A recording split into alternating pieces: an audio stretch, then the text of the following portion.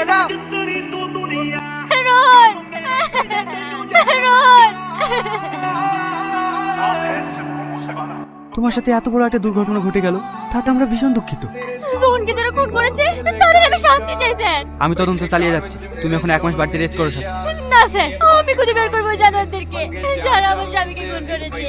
শান্ত হও সাথে, তোমার এখন বাড়িতে থাকা দরকার। আমি নিজেই কেসটা সামলিয়ে নেব। এই কেসটা আমার হাত থেকে কেড়ে নিয়ে না স্যার। কিন্তু তোমার মানসিক অবস্থা তো।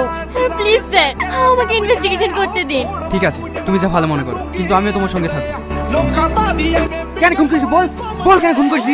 আমি খুন করে দিই স্যার, আমি খুন করে দিই। তুই আমার স্বামীকে খুন করছিস? কেন মিথ্যা তো বলছি? রোহন খুন হওয়ার 1 সপ্তাহ আগে তুই হুমকি দিতে গেছিলি। স্বামী, কি খবর রোহন সাহেব? তোমরা আবার এসছো? বেরিয়ে যাও আমার অফিস থেকে। কথা বলি বা আমার কাজ কি? 5 লাখ টাকা ফেলো, কেটে পড়ছি। আমি তোদেরকে 1 পয়সাও দেবো না। ভালোই ভালোই বলছি টাকাটা দিয়ে দে, তাহলে তোকে আমি শুধু হুমকি দিয়ে আসছি।